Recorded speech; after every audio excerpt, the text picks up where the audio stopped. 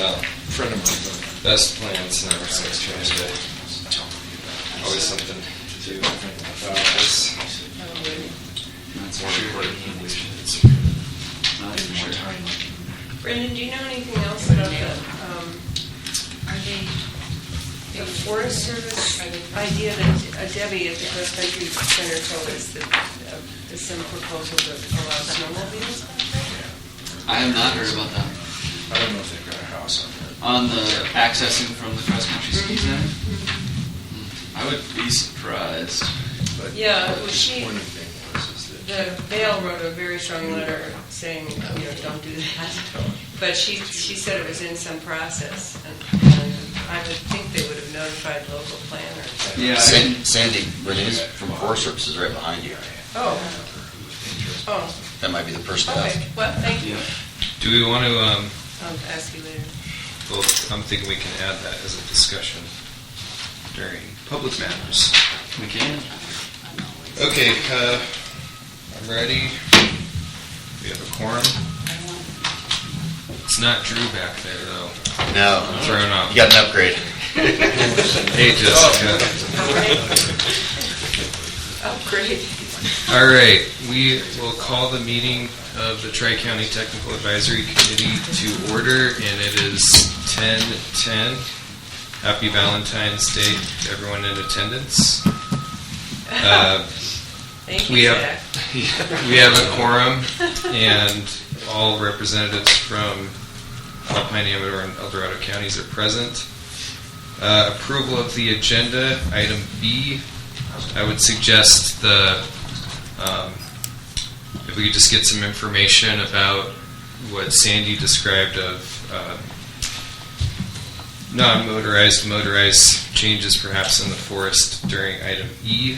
Is there any other agenda actions? Nope. So we'll move along, keep the same agenda.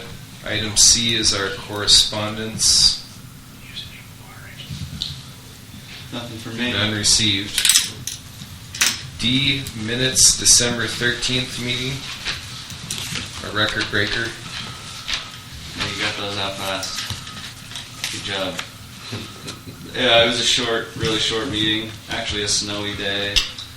I wish it was like that today. Everything looks good to me. Pretty straightforward. Motion. I'll move that we approve the December 13th minutes. All in favor? Aye. And I abstained. There's 2-0. The motion passes. Minutes are approved. We are on item E, public matters. These are information items and persons wishing to address the committee regarding non-agenda items. And I don't want to put anybody on the spot, but go ahead and introduce Sandy if you can. Oh, is this the time that I should? Yeah, I mean, since we don't have a regular agenda item for this and we don't really know much about it, it's probably just a good time to talk about that subject. So we were at the Cross Country Center, and Debbie Waldier, the director there, told us that there was tell me if I get this wrong, something about the Forest Service was considering some change to allowing motorized vehicles back in that area. I'll just say north of 88. Snowmobiles. Snowmobiles, obviously, in particular. And that Vale had written a strong letter advocating against that. And I wondered if you knew the status of that. I've not heard anything about that. Oh. There was that incident last week, I believe, where there were snowmobiles at the cross-country area, and I don't think it was tolerated. So at this time, there's nothing going on. And I've not heard any changes proposed. Okay. Well, That's interesting. yeah. Sounds like the usual Kirkwood rumor mill. Well, yeah, no, Debbie had been to a hearing, but So if I can take your email, and if I can look into it if you want me to email you back. okay, Yeah. I'll write it down. Great. Thank you. Thank you for adding that, Zach. Yeah, so to get a good picture of this, there's no wilderness until you get to desolation. Right, that's what you And there's motor vehicle use determined by the forest whether it's motorized or non-motorized, like kind of in the cow camp area behind Caltrans. Schneider area? Yeah. Yeah, okay. So I just feel like the portion of El Dorado National Forest and Alpine is pretty small, and most of those use decisions are kind of similar, whether you're talking about like Ice House or 88 corridor. Uh-huh. I'm just not as familiar with the delineation between the motorized and non-motorized uses. I'm not in that area. No. I know a lot about Desolation, but Yeah. I'm more of an in-basin guy. Because our neighboring forest in the Stanislaus is proposing some changes.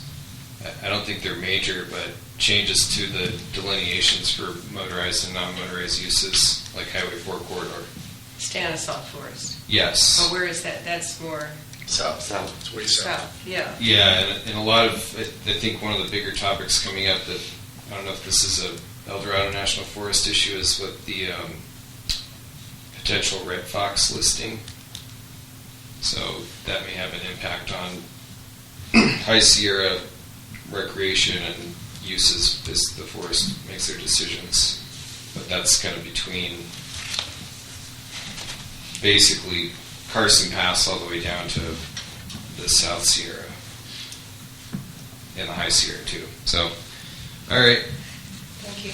I'll let you know if I hear anything. Okay. Yeah. Yeah. we can always learn more about that since we're all thinking, well, obviously you can't ride a snowmobile in the cross-country center, Yeah. right? That's all we know. Somewhere else you can ride them.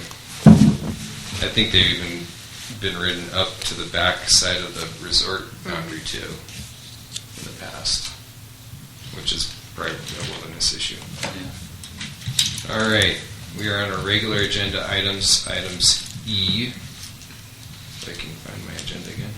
Yeah. Okay, we just did E. We're on F. Item number 1, discussion of the Kirkwood tree ordinance and possible direction related to the interpretation of Public Resources Code, PRC 4291, or the defensible space requirements of the California Fire Safe Regulations. So I'll just do a quick introduction. I prepared a memo to give us some background here, and I don't think, unless you're in Kirkwood, especially if you're a planner, you haven't been talking about wildfire and wildfire risk for the last decade pretty much. So in Kirkwood, as we point out here, our planning didn't really consider the wildfire risk to the community when the specific plan was adopted. For a good reason, the risk is less, and through the master planning effort here, there's a lot more consolidation in those in the institutions that are normally responsible. We have a local fire department, we have a compact land use, and we have HOAs pretty much for every property in the Kirkwood area. So while they may not have had the most robust conditions in terms of vegetation management and other things, I think our experience has been the HOAs by and large, compared to areas that are unincorporated and don't have HOAs, take care of things like trees and vegetation and landscape better in general. So in Kirkwood, my experience has been, unlike other places in Alpine County, you have regular foresters on the ground doing work, whether it's removing hazard trees or doing trimming like usual, and that just leads to more awareness of forestry, the health of the forest, and now that CAL FIRE has been more involved in Kirkwood, defensible space requirements. So my goal is just to get this conversation broadened, because in the past, I think that meeting we had in 2015 was just a reaction to a single permit that came up about defensible space. That was probably the first time we had an application that cited defensible space as the reason to do the work as a tree ordinance permit. And at that time, not that we were always looking for a way out of doing permits or work, but the recognition was that we, through the ordinance, exempted the CAL FIRE permitted activities, which usually are more pointed towards development, things like timber conversion, but broadening that interpretation out to defensible spaces, the law, it's the requirement of CAL FIRE, and if you need to do it, we shouldn't be requiring you to have a permit, especially beforehand. So that's my background here, and I think what's nice is that we've already had this conversation started in Kirkwood between property owners and CAL FIRE, and Tri Tac, through our minor role in issuing the tree permits, is looking to facilitate that relationship in terms of defensible space the best we can, because as planners, again, we don't have what we would find in other places, which is your template for defensible space, your examples of the type of work that should be done, and I think that's where I'm interested, because as we look at what qualifies for an exemption and what is perhaps a questionable tree removal, trying to use defensible space as a reason, we would like to be able to have some clarity amongst ourselves about what determines that. How do we look at it? We're relying on foresters, so that's an easy thing for us to do, but as I noted, everywhere else, you don't have to have someone licensed to do this, the removal of the defensible space. We don't typically take a lot of trees out, but that's the kind of work you expect as a homeowner if they're really hands-on to do themselves. So our experience here is usually there aren't any DIYers out in Kirkwood cutting their own trees, probably for good reason. To ensure that we can provide great user experience for our consumers. And as a result of some of these partnerships will be shown today. Pardon me. These are the big areas for us. Why's the phone I on? don't know, I didn't turn it off. Just a bit. I won't spend This? too much time here, but Cranes. I just said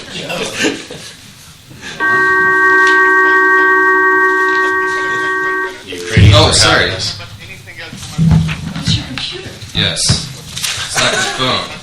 So the Ukrainians are hacking you. Lots of people are interested in Alpine County planning. Oh, you know, they're hacking in. I was fixing my phone screen, and then a video by Huawei started playing. Okay, I apologize. Those are my initial comments. So I think if we can, unless there's other comments by the Tri Tac members, we could just open up a discussion and introduce our guests here from CAL FIRE, since you really drove the need for this meeting, and I think it's a good idea, which is, short of doing what you have to do day to day with inspections and dealing with the property owners, is having outreach and education in the community. So we can provide that. I think it's one of the advantages of having Tri Tac do more than just go through projects and do our work under the specific plan. So welcome. And now you're in a hot seat. No, it's not a hot seat. I can lead off. First off, I've met Chuck. I assume you're Zach. Yep. And you are? Brendan from El Dorado County. Okay, Brendan. Yep. My name is Tom Tinsley. I'm the unit forester and the Pre-Fire Management Division Chief for CAL FIRE out of the Amarillo El Dorado unit. I'm headquartered in Camino. This is Nate Barkley. He's the battalion chief who oversees our Law Enforcement Prevention Bureau, also out of Camino. And so the defensible space inspectors work for Nate and a fire captain specialist out of the Bureau. Last fall, should I stand up? I guess I stand up. Last fall, at the direction from our unit chief, we came up to the Kirkwood community in the area in the valley to do some defensible space inspections. This community in Alpine and El Dorado, Amarillo counties is no different in the sense that the unit chief said, hey, they deserve to have us go up and do inspections like we do everywhere else. We know it had been some years since we've been here, and so we sent up some folks in, I guess, September between the 11th and the 25th to do defensible space, Public Resources Code 4291 inspections. Defensible space inspections 4291 is not something new, as Zach alluded to. It's been around for quite a while. There were some revisions to 4291 Public Resources Code back in 2005 and 2006. And so we've been doing it for quite a while, but we hadn't been to Kirkwood. So last fall, we did send a couple of our DSIs up here. They did 234 total inspections, 84 in Alpine, 150 in Amador. And of those, there was a certain percentage of those properties that were found to be not in compliance with Public Resources Code 4291 for a number of different reasons. I have some of the copies of some of those inspections here. It's called an LA 100A, is the CAL FIRE form we use to conduct and record 4291 inspections on. So we have a collector app now, which is something electronic on an iPad or a cell phone. But essentially, we're looking at that form, which is a public document, and you can get one online. And so, primarily, speaking with Nate and then speaking with the fire captain specialist who oversees our defensible space inspectors, a couple of things. Primarily, a lot of the homes had just vegetation up to the foundation, and then a lot of the homes did not have a fire retardant blanket over their wood piles, whether that was under the deck or out away from the house. That's generally where we saw a lot of the noncompliance. I understand that the issuance of those noncompliance notifications to homeowners in Kirkwood Valley did stimulate a lot of activity. I know RPF Cannon got a fair number of calls, and I think that was based on those people's knowledge through the HOA of the tree ordinance that you spoke of earlier. Reading the background, the research that Zach did, which I thought was excellent, Nate and I on the way up discussed it in the parking lot. We don't really see, I guess, there's a disparity between them, because he was already indicated that based on the consensus in 2014 and the exemption of under the ordinance for defensible space, there seems to be the compatibility of the two. I would say that my reading of your ordinance says any tree, and I think that's where a lot of the homeowners said, well, you know, a dog hair thicket of lodgepole pine or red fir, whatever the tree species is, they're all about this big or a little bigger, constitutes a tree, and we view that as a continuous fuel bed, if you will, within that 0 to 30 or 31 to 100 foot, that reduced fuel zone of the property, or the property line, which is ever closest. And so I think that's where a lot of this concern stems from.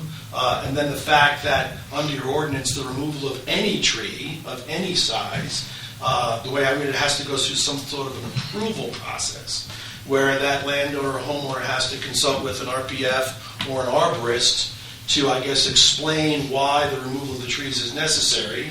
Obviously, to protect, the aesthetics and other water quality, soil productivity values of the meadow that were really the catalyst for why the ordinance came into being, apparently, back in the 80s.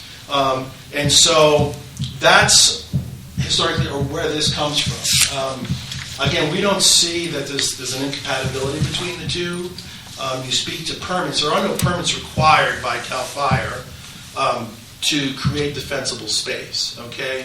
The only permits that we really require is if you're going to remove tree species and then commercialize a forest product. And so the exemptions under CAL FIRE forest practice rules really speak to, again, trees that are harvested for commercial purposes, okay? There are aspects of 4291, okay, that we exercise a fair amount of discretion and professional judgment in. And that specifically pertains to the aerial component, okay, of that fuel, the canopies themselves, that vertical continuity of tree crowns. We have acknowledged for years the difficulty and the costs associated to homeowners with having to deal with that if they have to pay for the removal of those trees and or they choose to commercialize them under a harvest document, which someone like RPF Canada will prepare on their behalf in most cases. And so we will recommend, we will educate people, we will direct them towards the guidelines for creating defensible space, which they can find online on Google. They were again revised in 2006 by the Board of Forestry to address the aerial fuel component. But we, for consistency purposes, are not writing non-compliant inspections because of the aerial component or the nature of those trees. We primarily are looking at surface fuels and ladder fuels and the continuity of those things. Obviously, there are other aspects of 4291, needles on the roof, in the gutters, limbs overhanging the roof line, 3/32 orifice screen size on your stovepipe and your chimney. So a lot of this was generated by the fact that people who understood your ordinance, and we're talking about trees of any size, really got concerned about what they needed to do to, comply with the TAC ordinance for tree removal in the permitting process through a consultation with an RPF, and then what other permits may be needed through us. Okay?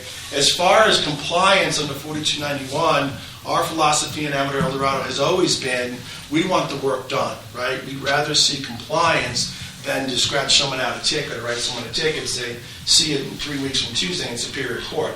That, in many cases, for us defeats the purpose. And so we are more than willing, and have for years, to give people the time to make progress towards the end of compliance. And so we'll do a first inspection, we'll do a second inspection, in many cases we'll do a third inspection, and if people can continue to show us they're moving towards compliance with 4291 and reducing those fuels, we're good with that. Historically we do not write a lot of tickets. Now granted, there's always that handful of egregious people that basically tell you to pound sand, and they're really a concern for us and the rest of their neighborhood. And those are the people we choose to take to a higher level of enforcement. But the vast majority of the folks we deal with, again, we're willing to assist and educate them and move them towards compliance with 4291. Nate, anything to add? No, I think that was really good. Like Tom elaborated on, our goal is really just education, and I'll give it to the community of Kirkwood. We had a ton of work done after the inspections. We got a lot of feedback. Everybody was very involved in it.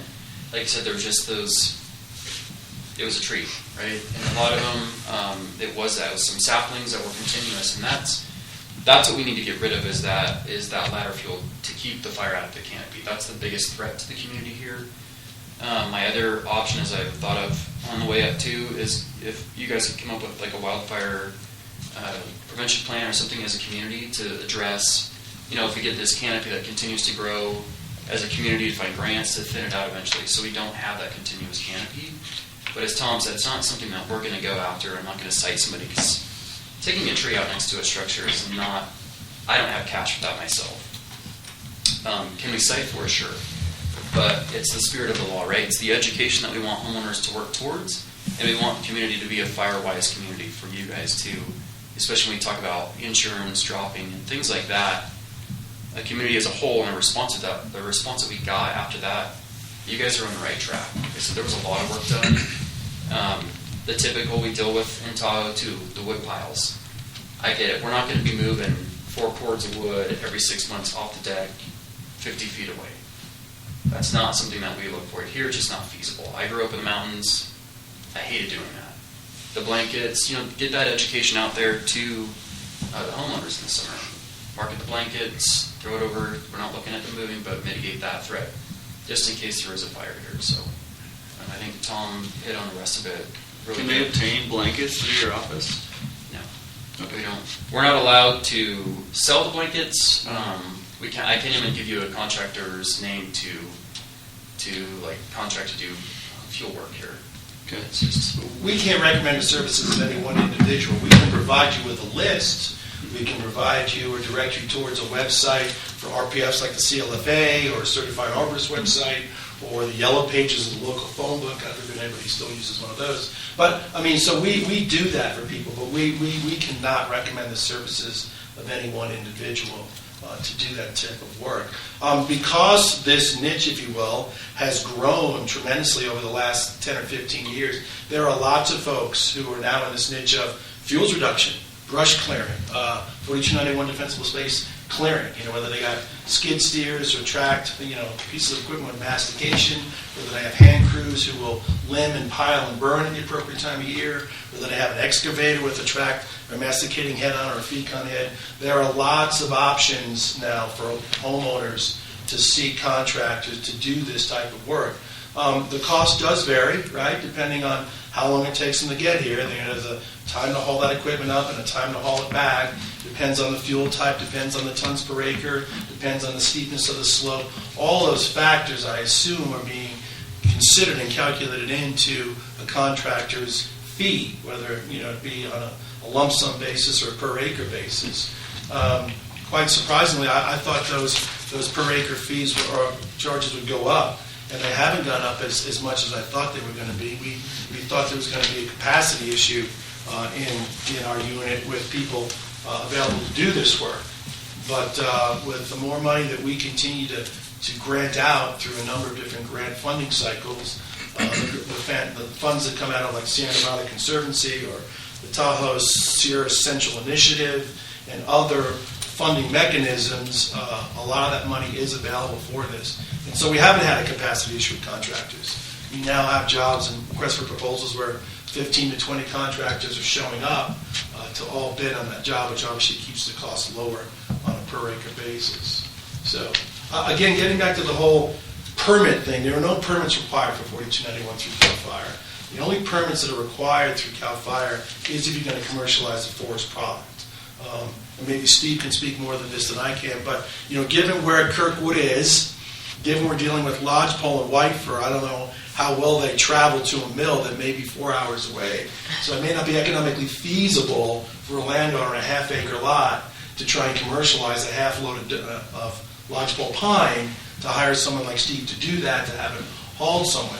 So as long as that material isn't commercialized, there are no permits required through the state to do that. Now again, as Nate said, there is an associated cost. You still have to hire someone to fall the tree, block the tree, limb the tree, put the limbs in a pile and burn it at the appropriate time of the year or chip it or what have you.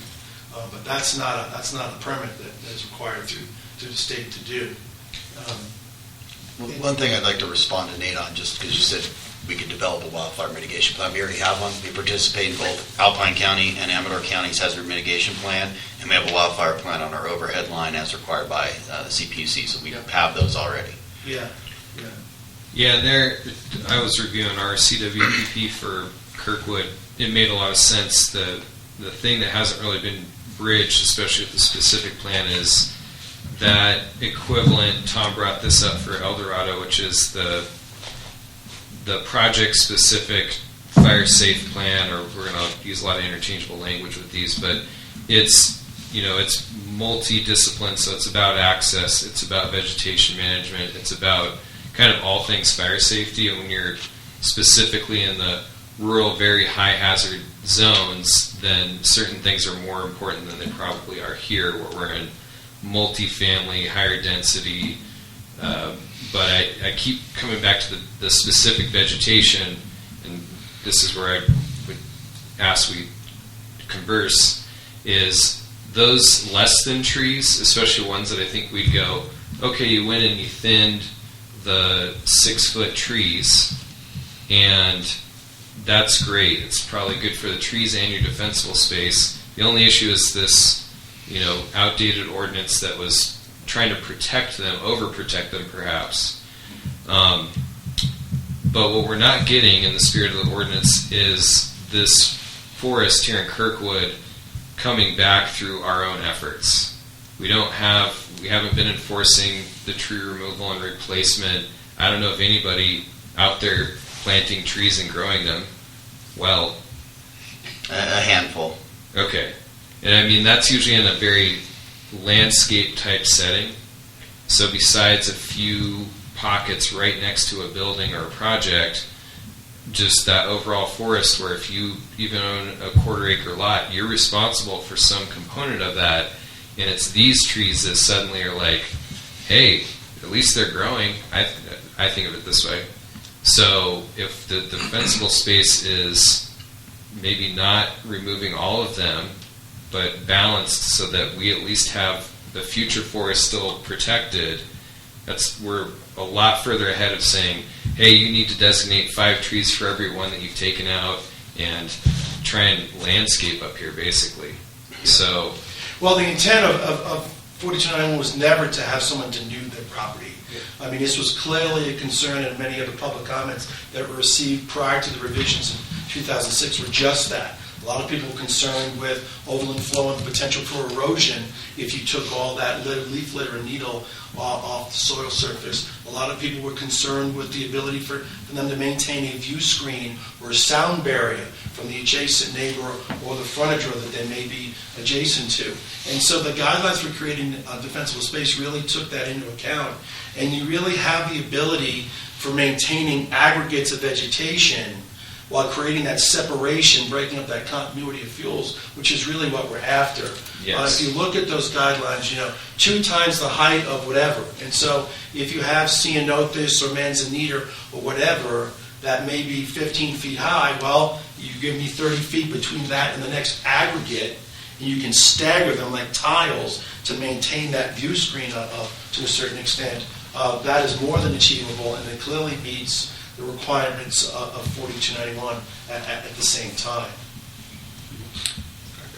So I'm going to give you a scenario that actually happened in East Meadows some years ago when I was on the Architectural Control Committee. I had to make a judgment based on the Kirkwood ordinance and the HOA's own guidelines, which were patterned after the CAL FIRE requirements and so on. So a homeowner who has a house adjacent to the meadow wanted to remove, I think it was like 3 mature large trees. She didn't cite the defensible space issue. It was clearly to open up views to the meadow. And so we said, no, it had nothing to do with understory. It had nothing to do. But let's just say that happens, but now somebody says, I'm creating defensible space, I need to remove these trees. If for defensible space there's no permit required, what then, if they say it's defensible space, but no permits required, then what happens? Who makes the judgment? Does the homeowner make the judgment and then just go ahead and do it if they want? How did you get a permit? Per the ordinance, they would have to come to Tri Tac They'd come to Tri to get a permit because it's not part of a development project and they're not dead, dying, or diseased, which you can So take even down if it's get for the permission later. purpose of defensible space, Well, no, I think we need to open this back up. That's what I- The that's- outline I made there is, assuming everyone is a good actor, they're going to reach out with their decision to do this maintenance or defensible space. It could be to the HOA, it could be to the fire department here, or most particularly to the county, since we have the decision-making capacity and authority under the ordinance, the tree removal ordinance, that decision before it's made to actually remove the tree has the ability for us to intervene. Because otherwise enforcement is going to be, just like the ordinance spells out, you took out a tree, bad, you need to put 5 in its place, and I would assume that's going to be not a good place to be for enforcement because it's already done. And so is the ordinance clear? I'm sorry, I don't know the county ordinance, or I don't remember the exact wording. But is it clear that says if you do X, Y, and C for purposes of defensible space, you don't need a permit? No, you still. No. Nothing to No, I mean, well, the understory stuff, the 6-inch, 4-inch diameter trees that are 4 or 5 feet high, and you have a bunch of them, you don't need to get a permit to take those down. Yeah, you do. Technically, you do. Yeah. It says any tree. Any tree is the Yeah. ordinance. So they're So- saying you 1 still, inch even if foam it's size defensible sapling, you need a space, you permit. still need a permit. Yeah, so I mean, we've had, I think the resort, when I think of the different permits we've received, it's like we get the annual maintenance from the resort or KNPUD or KPS, and it's multiple trees, multiple properties, and oftentimes, I think because there's an awareness of that's a tree, I get a picture of these poor trees next to a sea container, and they've just been, not living a happy life. And it's like, we're going to take these out now because they're just going to be a problem. So that's lumped in with the rest of the permit, and is totally sensible because here's some trees next to fuel storage and whatever else is going on over here. And, of all those trees that have probably been removed, let's say, half of them have had permits because maybe a property owner knows, hey, with a hand tool, I can go out and take this tree out that's going to be in my walkway, or is starting to pop up, and they wouldn't need to hire a forester to know that this is going to be a problem for me. I'll just take it out now. I might be picturing our overzealous east side actors who, again, when we're talking about clear cutting, they kind of take it as a point of pride that, like, look at my lot. You can tell where the property is because there's nothing on it. And, But see, we're never going to force someone down that road. Yeah, I know. I mean that the do-gooders also have impacts too far on their side, too. Yeah, the pencil goes too far the other way. Yeah.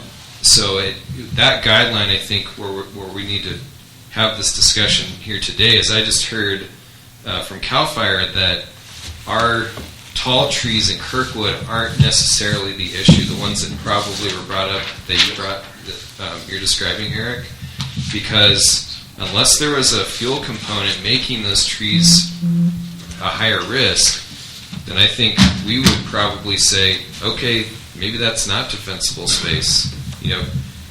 For the best guidelines we have in Kirkwood, if the primary issue here is ladder fuels, the stuff basically right adjacent to the structure, then we can go back more to the spirit of the ordinance and say tree removal is still pretty strict business because we're trying, above all to preserve visual, all these other things. And then the permit is still meant to, I think, say, now you have to weigh these other things outside of a defensible space inspection with, is this really about the views? Is this really about the health of the tree and the possible risk? And the photos I threw in that memo were like, on the spectrum of which trees are hazardous to a layperson like us, you've got the leaners and other things that are obvious, and then things that are not from a photo. And that's where we rely on the forester to say, hey, they've inspected it, it's got disease, it's, the issue is structural or something to the tree, and then its proximity. And around here, it's like, yeah, it's a house, it's a condo, it's going to meet that life and property safety threshold every time. So I mean, at the resort, it'd just be interesting to kind of hear what they do within the ski resort, because you have the same risk to life. It's just you got way more trees up there in the resort, and so what's the forest and resort guidance on what you take out and what you don't in terms of just safety? Well, I think too, you have there's on the back of the LE 108 too, there is a spelled out document on it's preferred spacing between canopies. So if you have the person that goes defensible space, right, but they just want to clear cut because they want the view of the valley, there is a standard. There's a standard there for spacing.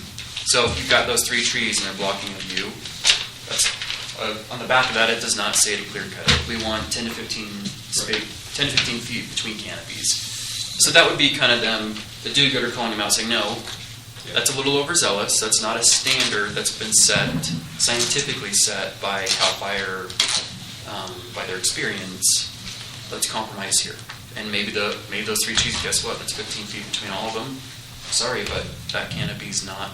And again, it's got to be a continuous canopy, right? 3 trees out by themselves, not a big deal. A continuous canopy, right? A continuous canopy that's going to go from treetop to treetop gives us no chance. Or it's impossible for us to fight. As much aircraft as we have, there's just nothing we can do about that. And that's what STM is. So there's that kind of checks and balance in it too, because we do get a lot of that. I'm going to clear cut. Well, it's not what we want. Yeah. Good. Thanks. Is this considered a high risk or No. moderate or something? And no, this is a conversation that RPF Canada and I had. And you're absolutely right, and Zach quoted that in your memo and research, that this is not a very high severity zone as it comes to the high severity rating system. But that said, it's still SRA, and we still have to approach this area and evaluate and inspect it like we would any other. Is the concern here from our perspective the same as it is in Pioneer in the middle of Amador County? Absolutely not. I mean, a completely different setting in terms of the continuity of of fuels, tree species, the density of trees, alignment with topography and canyons and prevailing wind patterns, all those things play into that rating, if you will, that we have. And no, Kirkwood is not, I think it's moderate. Yeah.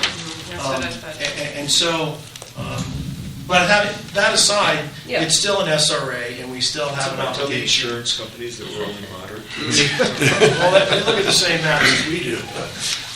So yeah, we have an obligation, and really, I mean, again, acknowledging that we have specific areas that we identify annually in our battalions to concentrate on inspections in, because we don't have the people to do and inspect every habitable structure in the county or 3 counties. And so we identify specific areas based on a criterion. But that being said, we hadn't been to Kirkwood in a while because in many, honestly, it doesn't raise to that level in a lot of this criteria that we evaluate in terms of structural density, prevailing wind patterns, alignment with topography, all those things, number of call volume, ignition history. So because of that, it really didn't rise to the surface in recent years for evaluation. And at that point, the chief said, you need to go there. And so we did. We did last fall. Yeah, and it's a benefit to the homeowner too. For the people that are the do-gooders that do want to do their defensible space, it's nice to get that evaluation back saying, hey, you did do a good job. I mean, it's a lot of work to do some of that clearance We sent sometimes. letters. Exactly. Yeah, I'll recognize Steve. Yeah, I'm registered professional forester, Steve Cannon, and I've done a lot of work up here. I've done a lot of hazard tree removal work, writing letters to the counties documenting the fact that trees needed to come out. And what happened was, the way I got involved in all of this was a couple of people got my name, and they were there was a lot of consternation because they got a report from a DSI, a Defensible Space Inspector, that basically told them, if you don't get off your tail, you're going to go to court. And they took it seriously. They looked at it and they thought, well, I mean, on the one hand, we have Department of Forestry over here telling me I've got to do this or I'm going to go to court. On the other hand, I've got the Tri Tac or the Kirkwood specific plan, the tree ordinance in particular, saying that if you take out a tree that's over 4.5 feet tall and 1 inch diameter, and we will multiply the number of inches in diameter times $30 per inch, and you'll be fined. Now, there were a lot of questions. Tom and I had this question. Yeah. Who's the tree cop up here? Who goes out and says, you guys? Yeah. Okay? Yeah, So, or ultimately, Aaron. No. He has an enforcement I have division, nothing to though. do with You do too, that. right? Yeah. So anyway, these people were concerned. Yeah. And all I could tell them was, look, I don't disagree with the idea of creating defensible space, and I will say that it is nowhere near as risky up here as it is in a lot of the places that I work in down at lower elevations, and which drive me absolutely crazy when people do nothing. Okay? But you also have to take into consideration that you have one entity telling you one thing and the other entity apparently telling you something else. So the one entity has objectives of things like aesthetics. Make sure that somebody doesn't move up here and buy a cabin that came up from LA and they say, the reason that I want to be here is because I want to see a meadow. So get rid of all these damn trees. Can't do it. That was the intent, I think, of the original tree plan, the tree ordinance. So I think that the landowners up here deserve to get some clarification. Not only education from CAL FIRE as to what's necessary, and I could dispute that whole thing about the firewood piles all day long, because I think once a house goes up, it doesn't going to matter whether there's a blanket over that firewood pile under the deck or not. But regardless, again, it's being required, okay? But the landowner needs some clarification so that they know exactly how much latitude they have under the tree ordinance to be able to comply with the spirit of 4291. Sure. Yeah. And if we can get that clarification, if you can't get it to them, or if it doesn't work, it's way out to them through the HOAs, then when they call me, I can certainly give them that information. Yeah, and for outcomes, I'm picturing you have the direction and the capacity to do the enforcement. Up here, I expect you get your first, second, third notices. That's if you're doing it in the same season, then the acceleration of that timeline is going to put pressure because the season's short here. You make a trip or two, on average. So if we're really looking at for defensible space compliance, that you get 1 year cycle through winter back to the next. Second year is your second chance. Then I'm thinking of the same cycle we're used to, which is the snow's got to melt, someone's got to come up. The folks that are coming up here to do the work, they're on their own schedule with higher priorities, and then they get here in the late fall, and then we start over again. Unlike more like 3 and 3.5 seasons in the East Slope, where you can get an inspection out in the spring, expect work to be done, come back in the fall, and then give them the second notice. And here, that's the cycle I expect to say, hey, if there's problems not resolved through the work that the inspectors just did, it might be helpful to start talking about where that is with the counties, because now, we're also interested in getting closer to full compliance because we have this additional mechanism. When we're talking about what we do, it's kind of a fair trade because we're not forcing anyone to pay for permits because of lack of our fee schedules, including Kirkwood tree permits. So you get a free ride to get the permit, and I don't think anyone's ever been fined. I don't think enforcement's ever occurred. Mm-hmm. So our mission there, I think, is going to be to say, except for the most egregious, removing the trees to shortcut your development, I think that's the number one thing. I can picture hey, something happened, we need to get these trees out of here so we can get this project going in November, it's dry. And so all of a sudden the trees are getting cut, no one called the counties. That's the number one tree ordinance thing, and I'm sure at that point, if it's big enough, CAL FIRE's on it too.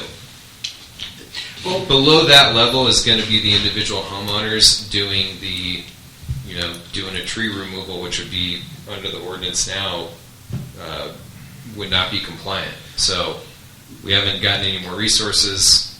I think we view that part of the tree ordinance the same, and using defensible space as a cover is not going to go very well when we get it at least in writing, probably for a future meeting, to say, here's our guidance for the tree ordinance and defensible space together that says, focus on the ground fuels. Focus on everything short of a fully mature tree, because unless there's specific areas that you've got a good, I always think of what's the picture of how to space the trees out. That's what we would use to compare that to the permit application for the tree removal. So Zach, it seems to me that what you're saying, though, is if someone gets a letter about defensible space, if it involves a tree that falls under the tree ordinance, that homeowner still needs to come and apply for a permit from Tri Tac. No, that's what we want to clarify with an ordinance amendment. That's the ultimate. Yes. And I think that is probably a little confusing, and I don't know if I'm making a suggestion that Eric over there wouldn't like, but maybe something could even be put in the newsletter that this discussion took place, and just informing people that if they got a letter and they want to comply with the CAL FIRE, if it's a tree that falls under the tree ordinance, they still have to come and get a permit. And most of the time you'll just take CAL FIRE's word for it, but sometimes you might look more carefully and say, aha, you're being egregious, like you mentioned. That would probably only be 1% of the time. But they still need to come and get a permit. That's what I think was confusing to many homeowners. Maybe the HOAs can help. The formality of that, we did mention in one of the newsletters briefly after the inspections happened, but to your point, we didn't go down that path, and I think that is important, something we do. There's 4 things that have come up that I kind of want to run underground. Steve hit on 2 criteria for review. He missed the HOA criteria. The HOA, each of the 23 HOAs have their own rules. Some of them are much more aggressive and have fines and their own tribal council that they will levy on their own homeowners. They're very aggressive relative to tree removal that are quite often, I would say, contrary to what CAL FIRE is trying to establish. Second thing is, you talked about homeowners. This isn't Pioneer. You're right, I live in Pioneer, by the way, and I do a really good job. So all my inspections have been great. But there are homeowners up here who haven't been up here in 12 years and they don't have a property manager. You leave something on their door, they are never going to see it. Or not for 12 years. And there's a KMA homeowner who's not been up here in 12 years. I just know because there's no utility use. They don't rent it out. No one's here. So they will never see the notice. So you're going to have to figure out with your inspectors some mechanism to, I don't know if we can help with that, and we're happy to do so if we know someone's, almost, there's 50 year-round residents up here. The remaining 600 properties are all over the country. Well, maybe we do Kirkwood like we do the basic. So the inspections that didn't, if they came back up here and we noticed that the inspection was still there on door, we do treat it like the East Slope. There's a lot of vacation rentals in the basin. They were given letters. Those houses that were, obviously nobody was there, we go by APN and get the address of the actual parcel quest. Tax assessed, parcel quested. Perfect. Mail them a letter saying, hey, we did an inspection, here's a copy. Okay. If you'd like, we'd like to schedule a time to meet you there if possible. Good. Yada, yada. Yeah, if you have parcel We're more than willing to work with them. Yeah. But we went as far as to send them certified letters. We sent certified. Yeah. So acknowledging that 2/3, whatever the percentage is of those are second homes or just seasonal homes, we should probably view Kirkwood in the same manner. Yeah. And just send them a certified letter saying, hey, this is, when we came up, this is what we found, can you give us a call? And really for us, in many cases, the bigger part of the inspection process is our ability to go face to face and educate the public. If we can get 8, 10, 12 minutes with Mrs. Brown or whoever, that's beneficial to us. You know what I mean? Because a lot of this discussion, if we have that face-to-face, doesn't happen, right? All right. There is a little bit of clarity that we need, that we obviously, that's why we're here. But like the wood pile, it's the education of, you're right, when the house catches fire, the wood pile is not going to matter. It's getting rid of that net for embers to catch in, right? Kirkwood, It's that. I'm going to paraphrase something that the chief of the Forest Service once said at a meeting I attended. He was up in the basin. I'll paraphrase it for Kirkwood. The vegetation type in Kirkwood is a true fir overstory with a shake roof understory. And, that's the real problem, is if a fire starts here, it's not going to be creeping through the sagebrush and then, turning into a firestorm. No. It's going to be somebody's kitchen fire that starts a fire that jumps to the next house, that jumps to the next house, or whatever. Mm-hmm. Right. Now, if there's a wood pile out there that helps facilitate that, then, I can understand. But we just need to, and I'll tell you from my personal experience, when I've come up here, it's always for one particular issue, and that is, I got a dead tree, and I got to get it out, and I need to have a letter. And I get up there, and I look around, and I go, yeah, we can write the letter for this 34-inch red fir that's deader than a doornail. But I'm looking around, and I'm seeing some other ones that are probably just as old as that one, that are suppressed and probably need to be taken out to increase the health of the small half-acre lot, the forest on that half-acre lot. And I feel like I really don't have the latitude to head in that direction, because the way the tree ordinance is written, that's a different type of permit than the one that I mostly deal with. Sure. And I'd like to be able to tell these folks that, let's get this out, and while we have this contractor up here, let's thin out that dog hair stand of lodgepole pine, and then I've even talked recently to people about an idea I had years ago when Mike Richter was the VP for environmental planning with Kirkwood, and that was to start a nursery up here, to start growing red fir seedlings, because the only thing that's regenerating is lodgepole pine. And you got a real gopher problem. You've got drouthy soils. I've told people if you want to plant some trees, you're going to have to put a cage around them to protect them from the gophers, and you're going to have to water them for a couple of years. But then you can get red fir growing. And I think this is all sort of part and parcel of a comprehensive education plan for forest landowners here in Kirkwood. And if I'm not mistaken, I thought I heard you expressing some concern about regrowing. My biggest pet peeve with the ordinance is that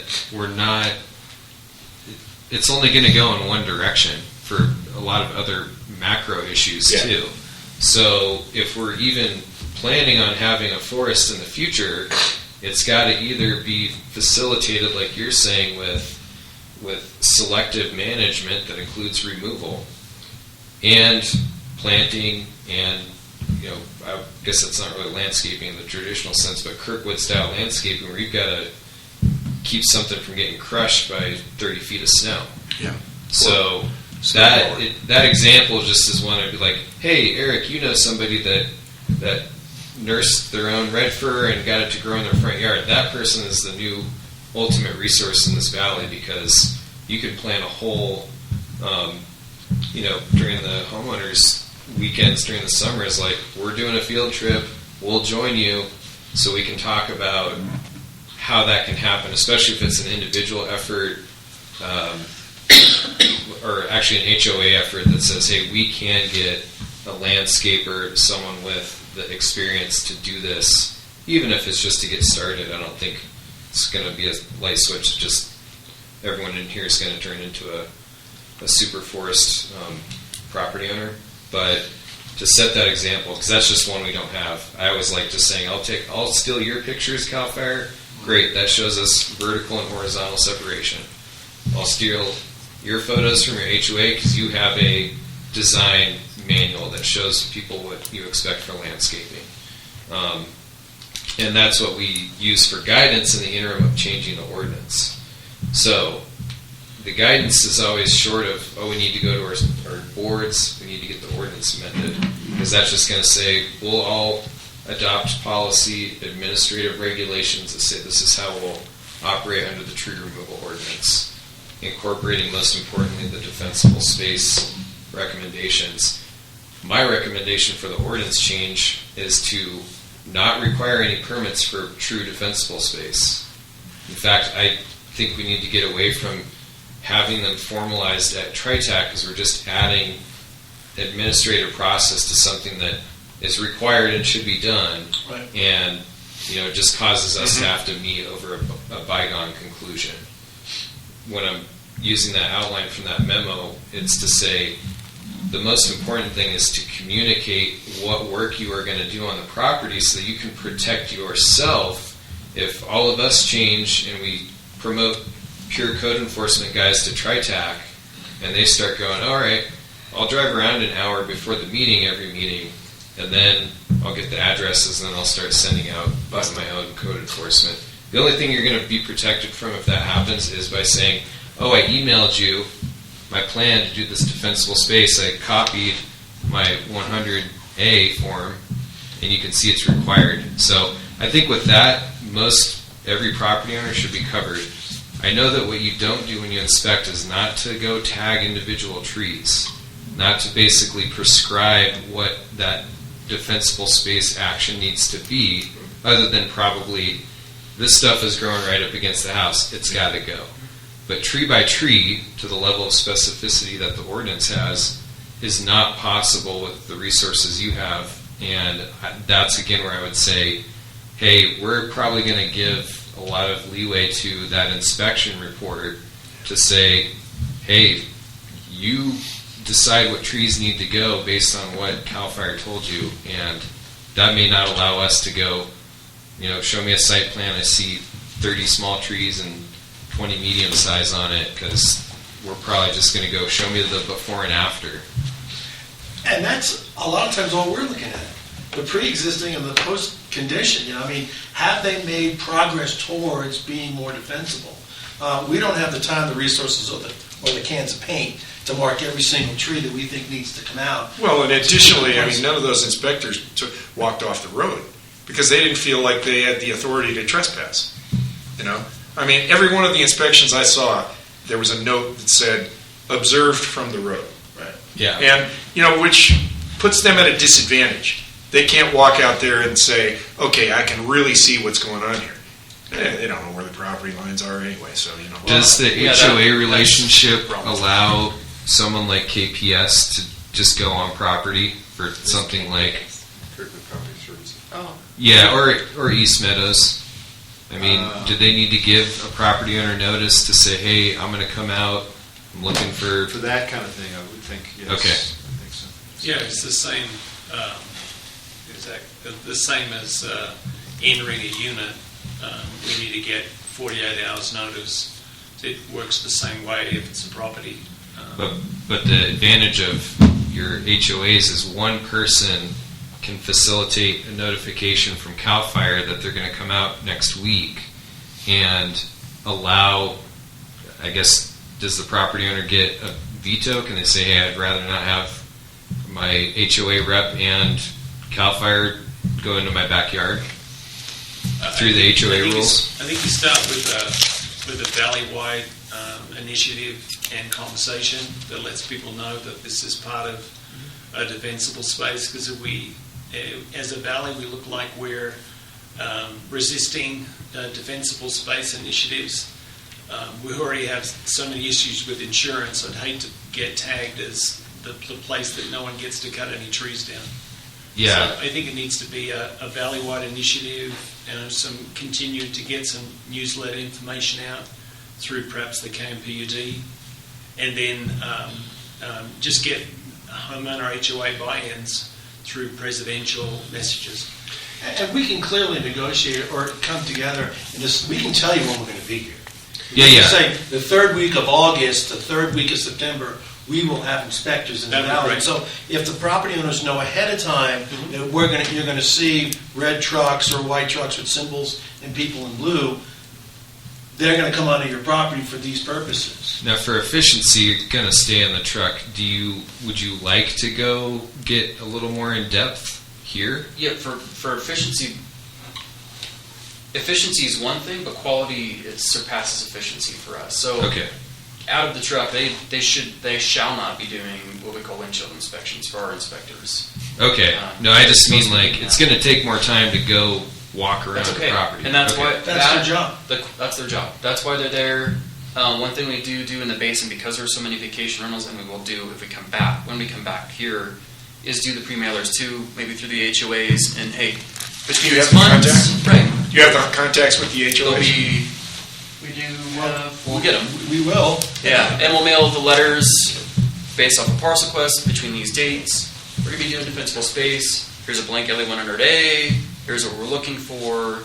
It's all education And we're happy to help you make the contact, and I think Frank would be with the respective HOAs. He deals with most of them, I deal with all of them. The two things I would suggest, which obviously they're not convenient weekends for most people, but there's only two events where we have people in the valley in the summer. And that's it. And it's 4th of July for our summer festival, which actually falls on the 4th this year, and Labor Day weekend, which is the barbecue, which is on Saturday. That's it. If you want to, I would highly recommend, it would be beneficial for planning and CAL FIRE to just set up a tent, just set up a booth there with information. It'd be really, that's the only way you're going to reach the property owners, because they all come up on those weekends. Yeah, I know a few years ago when I worked in the basement, brought the engine over and did that. We had a really good reception. So it's one of those things where we're pulled in 1,000 different directions on the weekend because there's a lot of Understood, things, but that's it for up here. yeah, no, I think July's that's on the front end of fire season. It's a for great us in idea. most cases. And the nice thing about that date is, like you said, here the grass is still green, and we talk about prioritizing inspections. We'll do the west slope first, and as those fuels change, we'll progress up the Sierras. Obviously, there's snow. I mean, you need to go weedy right now, right? It's just not going to happen. So that's a great day. The other thing that we can do too to educate people, if you guys have HOA meetings and good turnouts, we can come up and give those presentations of what we are looking for. Maybe walk to somebody's house and say, "This is Same what we're looking weekend. at," that kind of a thing. So, And the HOAs only meet on those two weekends. Sorry. So seriously, on the weekend, or is it Friday? Or? Yeah. It's Friday, it's Saturday, it's Sunday. They meet across all three. East Meadows, for example, generally meets Saturday morning, because I go to their First meetings thing on the Summer Festival, which is 4th of July. KMA meets all 3 days, but that's different committees. Those are the two big single-family residential ones. Palisades, I don't know when they meet. I don't even know if they do meet. So the ones you're probably most concerned about are single-family residential, because condominium units, generally, I'm seeing are doing a relatively good job. Yeah. So those are the three. Who am I missing? Lost Cabins. You're really missing the KCA. Oh, Juniper Ridge. The KCA as an overarching organisation which meets in Labor Day. In order to avoid having a resource issue where you guys are all out fighting fires, I recommend you have something that's a module that we could play as a video in case, for whatever reason, you're not able to turn up. You give us a 10-minute video. At least we can have some presence if something is logistically impossible. Sure, we can make that work. I mean, again, the 4th of July is on the front end typically of fire season, so it shouldn't be a problem. We've got 15 engines and we have a PIO. You can come up while we're having our fireworks. Well, If you want us here for the Yeah, firefall. You might know, yeah. we have the This might be tables, fun. we have all that material. I mean, we show up at the county fairs and the state fair, and we'll certainly do the same thing here on a Friday preceding the 4th of July, if that's the day when we're going to have the most ability to contact the most members of the public. That would not be a problem. Yeah, and the in-person, the video is nice. It's just nice to have the in-person Yeah, I'm just as a backup. question. But Yeah. Zach, if we have that momentum as Eric was saying, we also want to be much clearer in the next couple of months as we get to 4th of July on here are your steps. Because I see it as Cal Fire's involved, Tri Tac's involved, KCA / the Design Review Board is involved, the HOA is involved, and so it's a committee of so many things that nothing gets done. So I just want to, if we can get some clarification on the tree ordinance and try and take that out of the equation, then maybe we can work individually with our HOAs and streamline that process too. But the ones that don't want to streamline, then we'll count those as non-victories. Well, and I don't know about, I think I do know about El Dorado, I don't know about Alpine, but I definitely know about Amador. I mean, why wouldn't you model the tree ordinance after the oak, which gives you a DBH minimum at height where the ordinance suddenly comes into play, where they could remove the fingerlings, the thumb size that are 4 feet tall, without going through this whole process. You can clear that entire dog area. Yeah, we just adopted a new vegetation management ordinance countywide. Yeah. That's fairly strict. I'm sure you guys are No, we're intimately familiar with that. well aware of it. Yeah, 5101. So The neighbor has to we clear out part of the trees. It's But pretty we don't aggressive have that on this. issue here. Vacant lots. I mean, the thing you mentioned is so-and-so's not been around for a long time. Where's the risk? It's on their structure. Sorry, but unless the neighbors are really freaking out, we're not talking about the same vacant lot, and I can't protect mine because you're not responsible. And that's where even Alpine County's gone towards. How do you reach out beyond structures for defensible space protection? And I hope we don't get into that issue here. Because big picture, the larger landowners, like the resort, the forest, is where I'm just picturing the specific plan for the forestry is different from a subdivision level to an individual lot level to, kind of not a region, but, the West Village, I think in our CWPP is like, it's good, there's no trees, there's no vegetation, and every structure has got a fire sprinkler. So, relatively low risk. And then you go into the subdivisions where it's, from a photograph, it looks like any other subdivision. So I think that's the guidance that'd be nice to give someone like Frank, which is if you have a neighborhood, a portfolio, these are bigger picture things in terms of defensible space, because you don't need a classic fuel break here, but you need more than one property owner to create a better condition. And I think, again, with an HOA, it's going to say, hey, the new expectation in our HOA guidance is to get everyone up to this level beyond just simple defensible space, or you can't cut a tree to improve your view.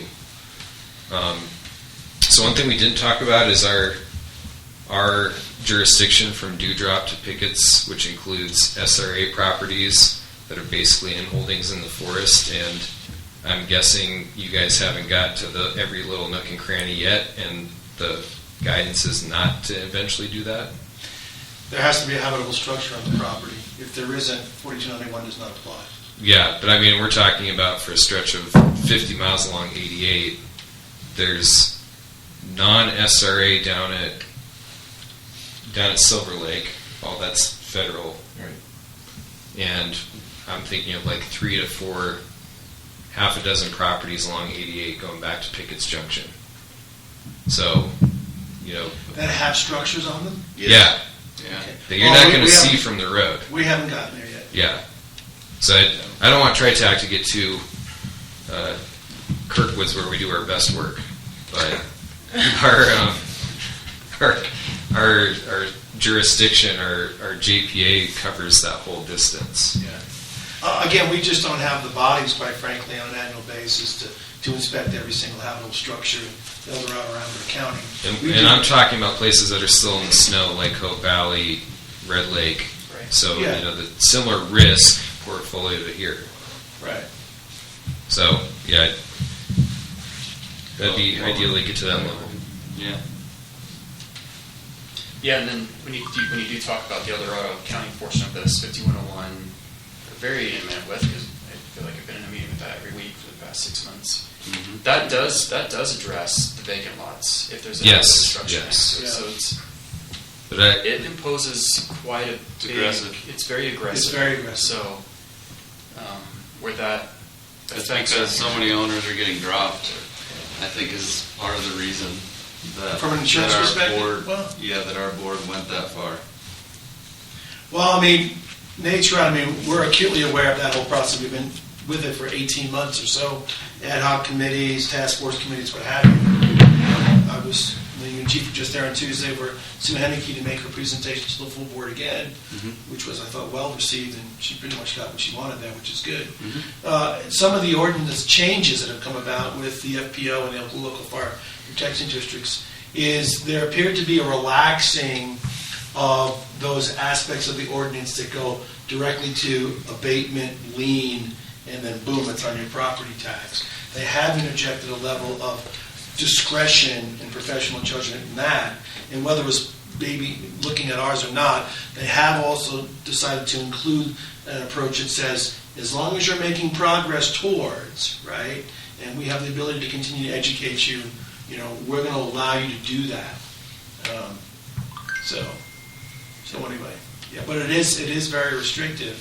I will say this to that, and I don't know how many of you, and I'm sure Steve is familiar with the 45-day report that came out from the governor's office last February, and within that were the 35 priority projects which were identified by CAL FIRE to protect 200 communities within the state that were of a high fire danger. And there were short-term, mid-term, and long-term recommendations in that document. And I believe it was recommendations 18 and 19, which were long-term, where they were identified that we as a department are going to get away from the 3 inspection kind of process for defensible space, and that 2, the acknowledgement that all habitable structures, regardless of where the property line, will be afforded 100 feet of defensible space at some point. Now, so clearly that was an indication to me that it's on the state's radar. How long it takes for them to get there behind an ordinance like the one in El Dorado County remains to be seen. But you just cannot, in my mind, we've had this discussion 100 times, you're not going to strap the 78-year-old widow on Social Security with an $18,000 fuels reduction bill just because the house next door is closer than 100 feet. That's just not going to happen in my mind. I just don't believe that's the case. Yeah, agree. Yeah. And the lesson learned, I think, with our enforcement mechanisms in the tree ordinance is that they're probably overall weak if you compare them to what was just adopted by El Dorado. When you don't enable yourself to do enforcement well, you're going to have a tough time winning. And I just see, again, a neighborhood where the HOA is probably a tougher cop than the county, means that someone fighting that fine by inch for the trees is likely to win just based on the ordinance language alone. The counties spend 80% of the time building these ordinances just around how are we going to get the enforcement clear enough that we will prevail. And I think that was not an afterthought, but in Kirkwood terms is like, hey, yeah, we protect the trees, require a permit, and at the end you'll get your fine, you'll get your penalty, and that part's always like, hopefully you don't ever get there. And I think the goal really here is that we'll stay that way. We won't have to fine anybody in the future, and then we'll merge the defensible space in as a beginning point, I think, just to kick off to the healthy forest. Right now in California, you use those terms interchangeably in our communities, I believe, to say healthy forest is also fire safe. It's resilient. Yeah, and therefore the old we won't touch the forest idea is dead. So We've tried that for 110 years. I would talk to the Sierra Club. That's not dead yet. Sure, But no, I agree with you, and I think, yeah, and I also agree that if you have an ordinance that isn't enforced, then what happens is that you end up with scofflaws, and sure, people don't care, and so I'd encourage you to let these folks know really what they can do and why then that's your job, why they should be doing it. yeah, because if we do go to the point of the ordinance amendment, I'm just saying this pretty plainly, the enforcement mechanisms will be greatly enhanced. So we'll try and close that loop of, hey, if we're just going to send someone a fine and it doesn't give them due process for everything that CAL FIRE is doing here now, we won't even go to that limit. So we might as well bake that in, which is going to say, I guess liens and other things might sound scary, but we're going to use all of that at our disposal as the counties to enforce. And whatever it is, maybe the ordinance guidelines are much more relaxed than what they are now. But at least get to the scofflaw point. Someone actually used that word in a planning commission meeting recently, Steve, and everyone else had to go, what's that mean? It was our former sheriff, and he goes, it's the people that break the rules. So what's the process? What are the next steps?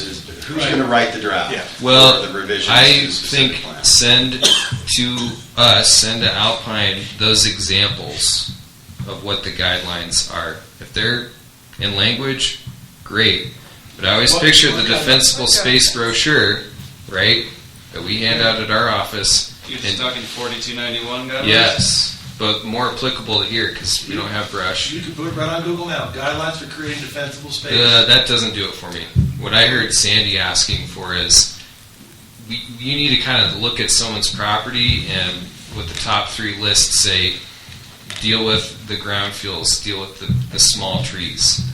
Your trees are too dense. It's up here. It's going to be a lot more focused than 100 feet of the zone 2 spacing. I just think it's like for what we need to do, what you're going to ask people to do in the second inspection is that same list.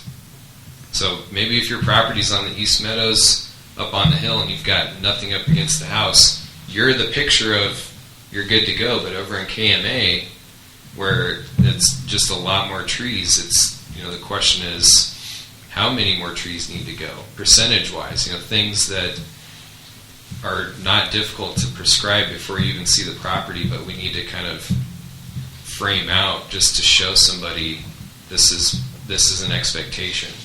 Or just to have a conversation about, you might look at something and go, I don't like the looks of this before and after in my neighborhood. And we can continue the conversation from there, because I'd probably be the first one to say, does that look good to you, CAL FIRE? Because that's what we're going to get. Regardless of, I think they took, the privacy's not there anymore. Something that speaks to going too far the other direction. But like I said, my really limited photos there were just to highlight the issue of the truly life hazard trees and the defensible space, which in general are healthy.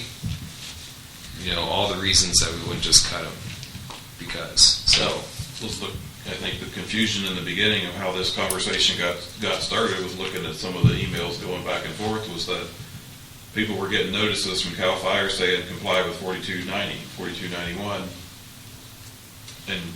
And most of the homeowners know, and well, wait a minute, we've got an ordinance that says basically I can't do that. because Without it's a not- permit, without a permit.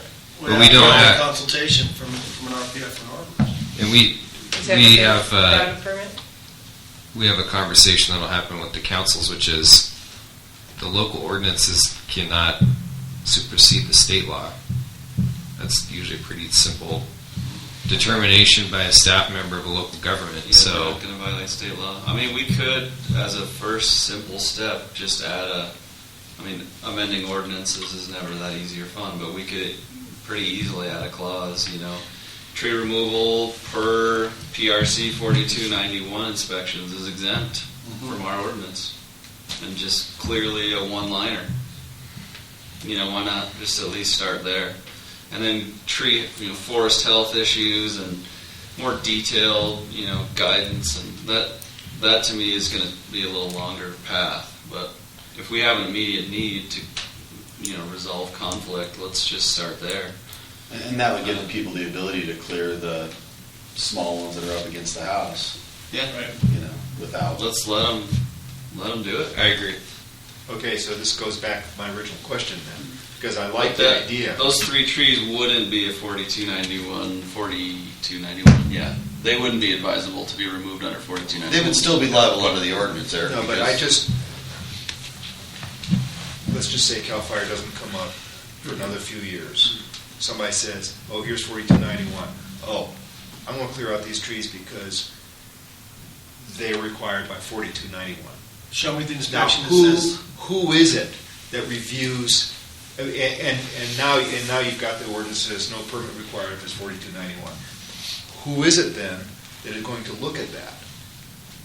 Well, I think that Who would I have think the- your clause has to say, Based on exempt under inspection. 4291, but determined as per by a forest practice inspector or a defensible space inspector, documented by what's it Okay. called, an LE 100, Hey, yep.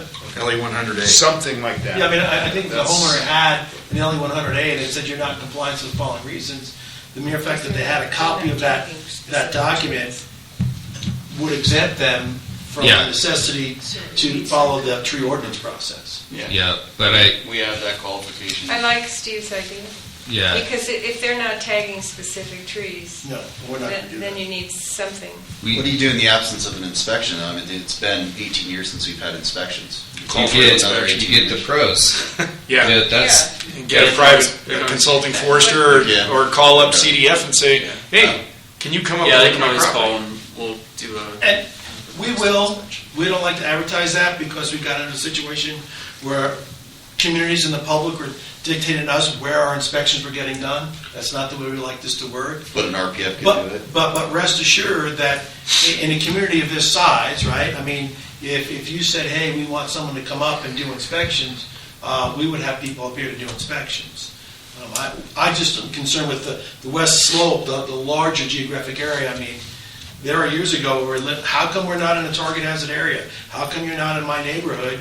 And then those folks got the battalion chiefs for whatever reason. And before you know it, we had target hazard areas that had 4,000 homes in it. And it's like, wait a minute, we only do 45 to 5,500 of these a year. We can't tell those people that we're going to be there because we're not. And so we really try and drill down to our field battalion chiefs through this thought process that leads them to the conclusion, this is really where I need to be with my folks this year. That being said, again, if Kirkwood wanted us to come up, I mean, we would make every effort to come back up here. Because, I mean, in 3 or 4 days with 3 or 4 inspectors, we can cover most, if not all, of Kirkwood Valley. with the data you've collected. That's where I think of the specific guidance. We're talking about work that happened last year, so it's recent, and you did the whole valley. So what I'm looking at is, all right, if we can get a sample of those inspections, then we're going to know what the average KMA lot or East Meadows lot needs, and that's what we can incorporate as our official guidance from Tri Tac, because that's not going to change a lot in the future. We can give you a list of the most common non-compliant Perfect. things observed, we're not going to give you the official form that Mrs. Smith didn't pass. Now- We can't do that. We can get them from the homeowners, Absolutely. You can. so that's what I'm You looking can. for. Because Yeah. again, if you want to emulate CAL FIRE with the county's processes, that defensible space inspection, like Steve mentioned, that ideally is going to be performed by a professional. The advantage here is that Kirkwood, above and beyond any other community I know of in our county, has mostly professional services for all things.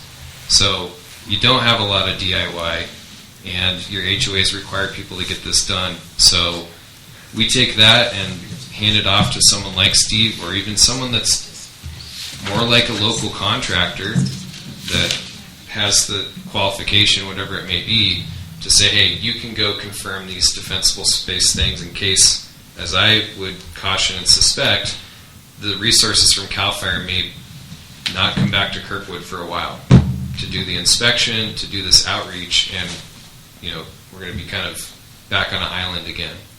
So So- to follow up on what this Eric said, you guys, or maybe Brendan, because he was taking notes, you're going to revise the tree ordinance to add something at the bottom that says if someone is removing a tree because of defensible space, as proven by either an inspection by CAL FIRE or by a letter from what do you call yourself? RPF. RPF, thank you. Then you don't need a permit, but you have to, maybe that person has to just submit the paperwork to the chair of Tri Tac at the time, and you just look at it, and if it's fine, it's fine. If it's not fine, then you put it on the Tri Tac agenda.